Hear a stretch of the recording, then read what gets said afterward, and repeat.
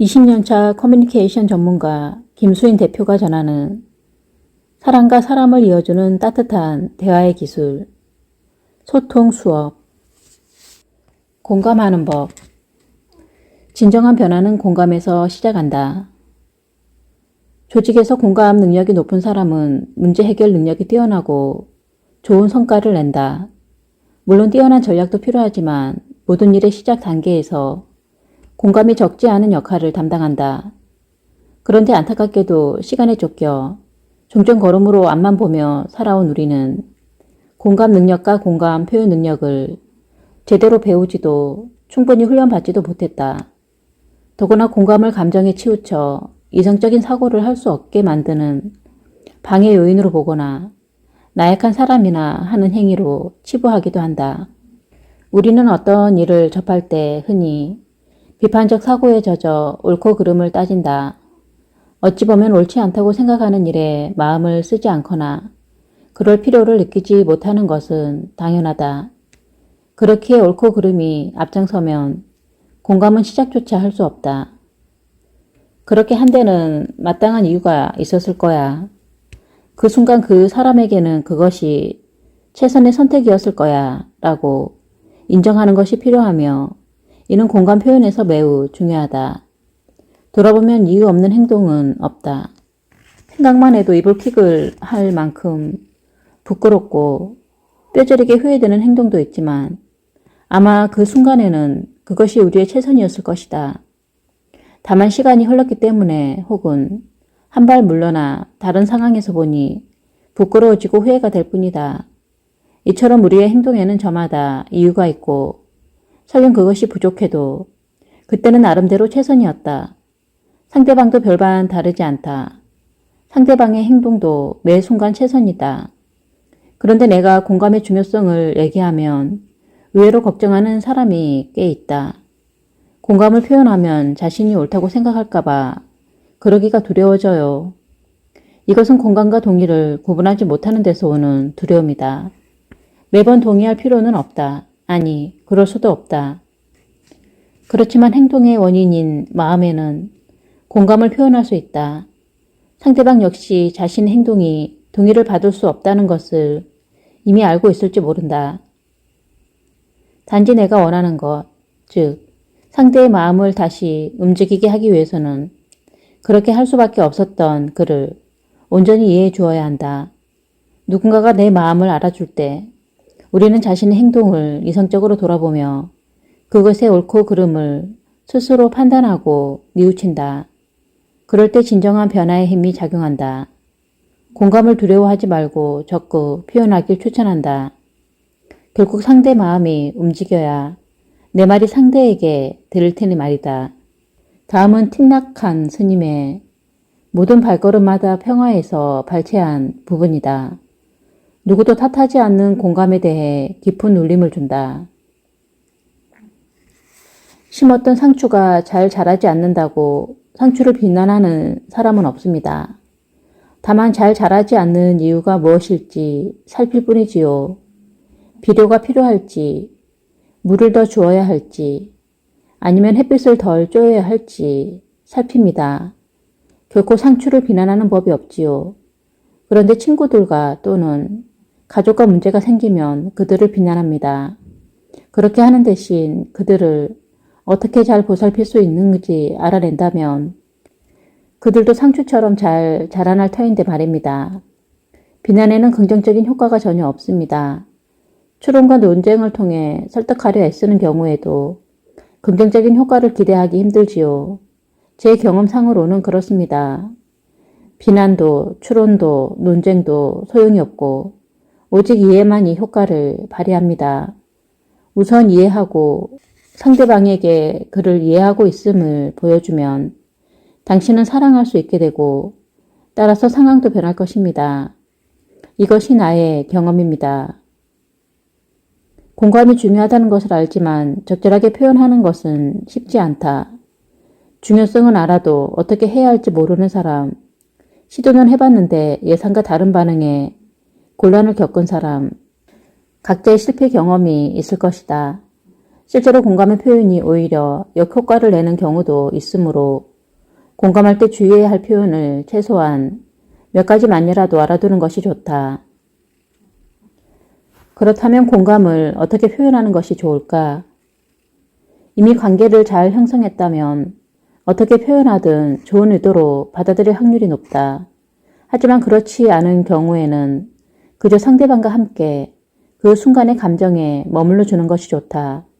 그렇게 하면 상대방은 다시 스스로 힘을 내거나 해결 의지를 보이며 내게 무언가를 요청할지도 모른다. 이때 간단한 공감 표현 방법 중 하나가 상대의 표정과 말을 따라하는 것이다. 상대의 표정과 말을 따라한다는 것은 무엇일까? 말 그대로 상대의 표정을 잘 읽고 긍정이든 부정이든 그 표정을 거울처럼 반영하며 섣부른 말로 실수를 범하기보다 상대의 말을 단순 반복함으로써 내가 당신을 알아주고 함께하고 있다는 걸 알려주는 것이다. 누군가 나를 알아주는 것, 그 순간을 나와 함께 하는 것은 그 어떤 화려한 언변이나 전문적인 해결책보다 효과적이다. 어쩌면 상대가 원하는 것은 그저 자신을 알아주고 그 순간을 함께 해달라는 것이 전부일지도 모른다. 누군가 힘들어 한다면 함께 힘든 표정을 지으며 너무 힘들구나 라고 한마디만 해주자. 그것이 공감의 시작이다. 비언어적 표현의 중요성. 소통을 얘기할 때 빠지지 않고 나오는 말이 바로 쌍방향 의사소통이다. 반대로 함께 대화하고 있으나 잘 전달되지 않는 현상을 두고는 독백 같은 일방적인 전달이라고 말한다. 다시 말해 그것은 전달에 불과하지 소통은 아니다. 소통에는 무엇보다 서로의 생각과 뜻을 주고받는 쌍방향 상호작용이 중요하다. 그러면 쌍방향 소통의 기본 요소에는 무엇이 있을까? 메시지를 전달할 때 우리는 말, 동작, 목소리, 눈맞춤, 몸의 방향 등 여러 가지 경로를 이용하며 이는 크게 언어적 경로와 비언어적 경로로 구분할 수 있다. 다양한 언어 전달 수단을 퍼센트로 수치화해서 볼 때 언어적 경로와 비언어적 경로, 각각의 비중은 얼마나 될까? 많은 사람이 언어적 경로가 높은 비중을 차지할 것이라 예상하지만 실제 수치를 보면 그렇지 않다. 캘리포니아 대학 심리학 교수 엘버트 머레이 비언이 발표한 머레이 비언의 법칙에 따르면 언어적 경로가 7%, 비언어적 경로가 93%를 차지한다. 이 중 비언어적 경로를 다시 나누어 보면 청각적 요소가 38%, 시각적 요소가 55%다. 이처럼 우리는 단순히 대화 내용으로만 메시지를 전달하지 않는다. 사실 말이 차지하는 비중은 매우 적으며 시각과 청각 요소가 메시지를 더 크게 좌우한다. 실제로 우리는 다툰 뒤 종종 이런 말을 한다. 내가 무슨 말을 했는지 정확히 기억은 나지 않지만 그때 내가 나를 쳐다보는 느낌이 정말 기분 나빴어. 이는 상대의 말보다 비언어적 요소의 느낌을 더 많이 기억한다는 의미다. 또한 같은 조건이라면 목소리가 상대적으로 좋은 사람의 메시지가 더 신뢰도가 높고 설득력도 강하다. 한 번은 여성 재소자들을 위한 강의를 몇 개월간 진행한 적이 있다. 처음 경험하는 상황이었기에 당시 나는 강의 내용은 물론 시각적 이미지에도 굉장히 신경을 썼다. 우선 복장부터 고민이었다. 기업에서 워크숍을 진행하는 것이었다며 평소처럼 전문가다운 복장을 선택했겠지만 이번에는 크게 이질감이 느껴지지 않도록 검은색 운동복을 택했다. 그리고 이론 교육이 아닌 몸으로 자신을 느끼고 이로써 자존감을 형성하기 위한 요가 스트레칭을 함께 구성했다. 결과는 염려와 달리 만족스러웠다. 자칫 내 의도가 잘못 전달될지도 모른다는 불안감은 생각보다 빨리 사라졌고 그들이 나를 바라보는 시선도 내가 이전에 경험한 것과 그리 다르지 않았다. 말만 잘한다고 소통의 달인이 되는 건 아니다. 소통의 달인은 비언어적 표현에도 신경을 많이 쓴다. 어떻게 하면 비언어적 경로로 상대 호감을 얻고 오해를 사지 않으면서 내 메시지를 온전히 전달할 수 있을까? 얼굴 표정. 얼굴 표정은 흔히 영혼의 언어라고 한다. 한 번은 무용을 가르치는 한 원장님이 이렇게 말했다. 표정이 없으면 무용은 그저 스포츠에 불과해요. 무용이 예술이 될 수 있는 것은 몸의 움직임으로 전하는 메시지의 끝에 표정이 더해지기 때문이라고 했다. 나는 피겨스케이팅 김연아 선수가 기술 부분뿐 아니라 표현력에서도 세계 최고였다고 생각한다. 짧은 순간이었지만 우리는 그녀의 표정만으로도 그녀가 무엇을 표현하고자 하는지 느낄 수 있었다. 영혼의 언어를 예술로 승화한 그녀의 표현력과 전달력은 정말 대단하다. 나는 평소 주위 사람들에게 이런 말을 자주 들었다. 일할 때면 말을 붙이지 못하겠어요. 그럴 때마다 억울한 마음이 컸던 나는 이렇게 대꾸했다. 그냥 말해. 내가 화를 내기라도 하니? 때로는 기분이 상해 은근히 상대를 공격하기도 했다. 혹시 내가 잘못한 게 있어서 그런 것 아냐? 몇 번 반복해서 이런 일을 겪자 신경도 쓰이고 답답하기도 해서 나는 일하다가 문득 거울에 내 얼굴을 비춰보았다. 그 순간 깜짝 놀랐다. 거울에 엄청나게 사나운 표정의 호랑이 한 마리가 보이는 것이 아닌가. 이러니 내가 말을 거는 게 쉬울 리 없었다. 갑자기 주변 사람들에게 미안해졌다. 내가 존재하는 것 자체로 무게감과 불편함이 생겼을 거라는 생각에 이후로는 중간중간 거울을 보는 훈련을 하고 있다. 당신은 지금 어떤 표정을 하고 있는가? 거울을 들어 한번 확인해보자. 혹시 당신의 거울 속에도 불만과 짜증이 가득한 누군가가 있을지 모른다. 소통할 때 얼굴 표정은 마음 연결에 커다란 영향을 준다. 내 얼굴만 봐도 알겠다. 내 표정을 보니 벌써 말하기가 싫어진다.처럼 말보다 표정으로 먼저 전해지는 메시지의 비중은 생각보다 크다. 나는 특히 두 가지에 중점을 두는데 그것은 바로 눈맞춤과 입꼬리 모양이다. 우리는 대화에서 눈맞춤이 매우 중요하다는 걸 알고 있다. 그런데 눈을 맞춘다는 건 그저 상대의 눈을 바라보는 것으로 그쳐서는 안 된다. 눈빛의 느낌을 꼭 확인해봐야 한다. 왠지 기분 나쁜 느낌을 전달하는 경우도 있기 때문이다. 어쩐지 상대가 나를 판단하는 듯하거나 눈빛 속에서 은근하게 비난이 느껴진다면 소통이 잘 될 리 만무하다. 좋아하는 것을 바라볼 때 우리의 눈빛은 어떠한가? 분명 따뜻하고 여유롭고 빛이 날 것이다. 그 눈빛은 자연스레 미소로 이어진다. 미국 심리학자 조안 켈러먼의 연구 결과에 따르면 낯선 사람과도 단 2분 동안 시선을 떼지 않고 눈을 맞추면 호감도가 상승한다고 한다. 어느 날 나는 연애 예능 프로그램을 보다가 한 연예인이 이렇게 말하는 것을 들었다. 저는 마음에 드는 남자를 만나면 무조건 그 사람과 사귈 자신이 있어요. 나머지 패널들은 술렁이며 그 방법을 궁금해했는데 그녀의 대답은 의외로 간단했지만 핵심 중의 핵심이었다. 계속 그 사람을 쳐다봐요. 눈 맞춤으로도 호감은 분명 상승한다. 이를 기억하고 차가운 판단을 위해서가 아니라 있는 그대로를 받아들이기 위해 따뜻한 눈맞춤을 보내보자. 입꼬리. 정재승 카이스트 교수에 따르면 동양인은 눈으로 상대의 감정을 읽어내는 반면 서양인은 입모양으로 상대의 감정을 읽는 경향이 있으며 이는 이모티콘 사용에도 영향을 미쳤다고 한다. 입모양으로 나타내는 감정 표현에서 동양인의 입꼬리는 서양인에 비해 대체로 내려가 있다. 왜냐하면 입과 근육이 상대적으로 처져 있기 때문이다. 한번 상상해보자. 눈은 웃고 있는데 입은 처져 있으면 어떤 느낌을 전달할까?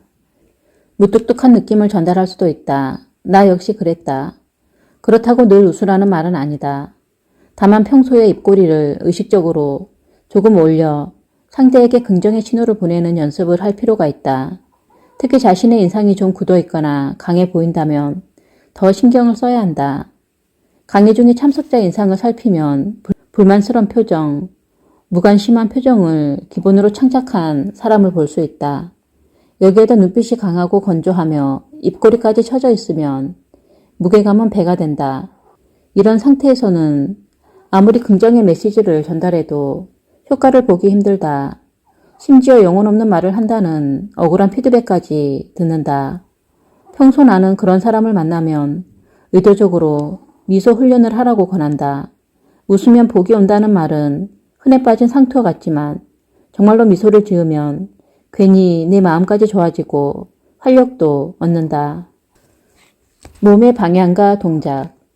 무언가 집중하고 있을 때 친한 사람이 말을 걸어오면 우리는 보통 하던 일에 그대로 얼굴을 묻고 툭 한마디를 던진다. 응, 듣고 있으니까 말해. 이럴 때 상대는 어떤 메시지를 받을까? 관심이 없구나, 듣고 싶지 않구나. 당연히 상대는 기분이 상하고 경우에 따라서는 내가 왜 말을 꺼내서 라며 자괴감을 느끼기도 한다. 특히 관계 형성이 원만하지 않은 사이거나 상대가 대화에 소극적인 사람이라면 더욱 그렇다.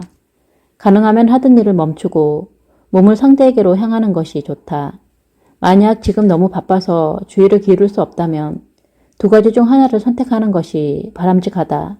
첫째, 하던 일을 잠시 멈추고 몸을 상대에게로 향해 양해를 구한 다음 하던 일을 계속한다. 둘째, 집중해서 들을 수 있는 때를 다시 만들어 대화를 시도한다. 이는 상대를 존중하는 기본적인 표현이다. 그렇지 않을 경우 의도치 않게 상대를 존중하지 않는다는 메시지를 전달하는 꼴이 되고 만다.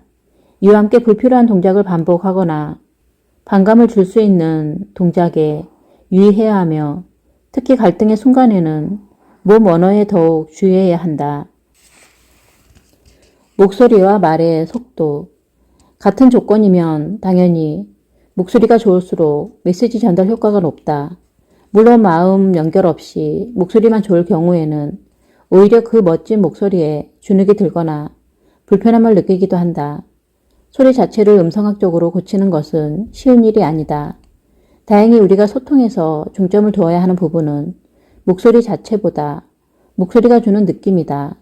물론 전달력이 현저히 떨어질 만큼 톤, 발음, 음량 등의 문제가 있다면 당연히 기술적인 훈련이나 조치가 필요하겠지만 대개 크게 문제가 될 정도는 아니다. 소통에서 역시 중요한 것은 목소리의 느낌이다. 내 목소리의 느낌이 어떤지 한번 확인해 보는 것이 좋다.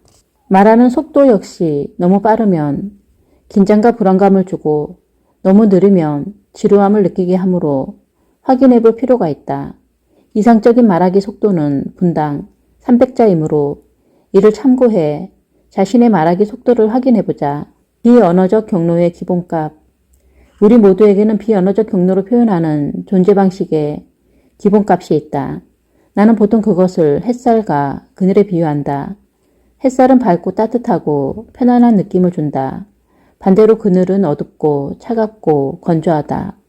어떤 사람은 비언어적 경로의 기본값이 햇살을 들이우는 듯하고 또 어떤 사람은 그늘처럼 차갑고 어둠을 주는 것 같다. 사람들은 햇살 같은 사람을 가까이하고 또 그런 사람을 찾는다. 나는 햇살 같은 사람인가 그늘 같은 사람인가? 너는 왜 그렇게 인상을 쓰고 있니? 화난 줄 알았어요. 왜 그렇게 늘 부정적이세요? 와 같은 말을 자주 듣는다면 내 존재 방식의 기본값에 대해 한번 생각해 봐야 한다. 의도한 대로 표현했는지 반드시 모니터링하자. 마음 연결 요소를 배우는 것도 중요하지만 더 선행되어야 할 것은 지금 내가 어떻게 하고 있는지를 정확히 파악하는 것이다. 왜냐하면 의도한 것과 그것을 행하는 것에는 차이가 있기 때문이다. 현재 내 모습을 정확히 파악해야 무엇을 어떻게 훈련해야 할지 목표를 정확히 설정할 수 있다. 모니터링이라는 말을 들으면 당신은 무엇이 떠오르는가? 나는 처음 이 단어를 들었을 때 두 가지가 떠올랐다. 모니터링은 어떤 특별한 목적 아래 시행하는 것으로 일상 언어가 아니라는 것이고 다른 하나는 모니터링을 적극 시행하는 직업은 따로 있다는 것이다. 특히 촬영이 주업인 방송인이 하는 것이라 여겼다. 모니터링에서 중요한 것은 얼굴이 예쁘고 멋지게 나오는지를 확인하는 것이 아니었다. 내가 의도한 대로 표현하고 있는지, 즉 거지를 연기했다면 거지처럼 나왔는지 혹은 사기꾼을 연기했다면 사기꾼처럼 나왔는지를 보는 것이다.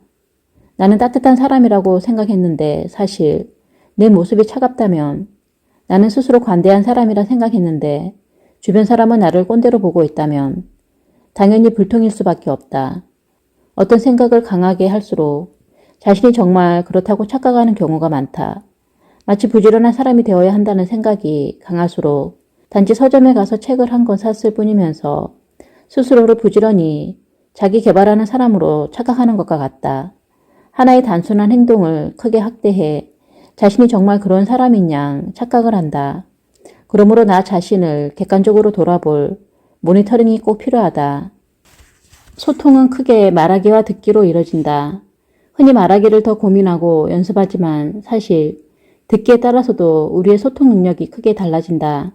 유명한 경제 잡지 포브스의 발행인이자 CEO 멜콤 포브스는 대화의 기술이 경청에 있다고 말했다. 들을 청이라는 한자를 풀어보면 임금의 기, 즉 큰 귀와 10개의 눈, 그리고 하나의 마음을 뜻하는 한문으로 구성되어 있다. 이는 커다란 귀와 10개의 눈을 가진 듯 온 힘을 다해 적극적으로 듣되 마음은 하나로 하라는 의미다. 성공 경험이 자존감을 높여준다. 자존감을 위해 우리에게 필요한 요소에는 또 무엇이 있을까? 바로 성공 경험과 성취감이다. 자존감은 우리를 존재 자체로 소중하게 여기는 것을 말하지만 현실적으로 내 존재만으로 자존감을 유지하기 쉽지 않다. 가령 아이에게 너는 누구와도 비교할 수 없을 만큼 소중하단다 라는 말을 해주면 본질적인 자존감을 형성해주지만 그런 존재론적인 것만으로 자존감이 튼튼하게 뿌리내리기에 조금 부족하다. 여기에 더해 아이들에게 자신이 가치 있다는 것을 스스로 느끼게끔 해주어야 한다. 그중 하나가 바로 성공 경험과 성취감이다. 좀 극단적인 표현이지만 부모가 죽어야 자녀가 산다는 말도 있다. 부모도로 생물학적으로 죽으라는 뜻이 아니다. 요즘 부모들이 자식에게 지나치게 열정을 쏟으면서 아이들이 주체적으로 설 자리를 빼앗는 바람에 나온 말이다. 내 아들이 영어를 배우기 시작할 무렵의 일이다. 나는 다른 무엇보다 아이가 영어를 잘했으면 했다. 그래서 직접 영어를 조금씩 가르쳐 주었다. 당연히 아이보다는 내가 잘했을 테고 반대로 아이는 실수투성이였으리라. 아이가 용기를 내 영어를 말할 때마다 나는 여지없이 틀린 부분을 수정해 주었고 급기야 아이는 더 이상 내 앞에서 영어를 쓰려 하지 않았다. 영어가 재미없는 걸까? 언어에 흥미를 느끼는 유형이 아닌가? 이런저런 고민을 하던 중 어느 날 놀이터에서 할머니에게 영어를 가르치는 아이를 보았다. 슬쩍 들어보니 아이의 영어는 그야말로 엉망이었다. 그런데 아이는 할머니가 영어를 모른다는 생각에 당당하고 거침없이 영어를 쓰고 있었다. 그때 나는 깨달았다. 아들은 영어가 재미없었던 것이 아니라 자꾸만 틀렸다고 말하는 엄마 곁에서 동기부여를 받지 못한 것이었다. 자존감을 높이는 부모의 행동 중 하나는 성공할 만한 것을 던져주고 그것을 해낸 자신감으로 스스로 가치를 인정하게 하는 일이다. 그런 아이는 이렇게 말한다. 또 내가 할 일이 있으며 말해주세요. 어떤 부모는 아이의 성공을 당연히 여기고 실패했을 경우에 매섭게 질책한다. 이때 아이는 나는 잘 못해 하며 자기 가치를 떨어뜨리는 심리 상태에 놓인다. 심지어 아이에게 넌 왜 그렇게 자신감이 없니? 하며 또다시 사기를 떨어뜨린다. 그런 상황에서 아이에게 아무리 너는 소중해 라고 말해도 자존감을 회복하기란 쉽지 않다. 어른도 마찬가지다. 뭔가를 해내면서 자기 가치를 확인한다. 그러므로 어른인 우리도 자존감을 위해 스스로 성공 경험과 성취감을 자주 맛보도록 해주면 좋다. 일상에서 작은 성취로 내가 해냈다는 느낌을 갖게 하는 것이 중요하다. 예를 들어 목표했던 대로 아침에 일찍 일어났다거나 나를 위해 맛있는 요리를 완성했다 정도면 충분하다. 자존감을 높이는 훈련을 할 때 꼭 기억해야 할 2가지가 있다. 첫째, 자존감이 높지 않은 상태에서 무언가를 해낼 때, 특히 그것이 새로운 도전일 때 무조건 첫 시도에 성공 경험을 얻자.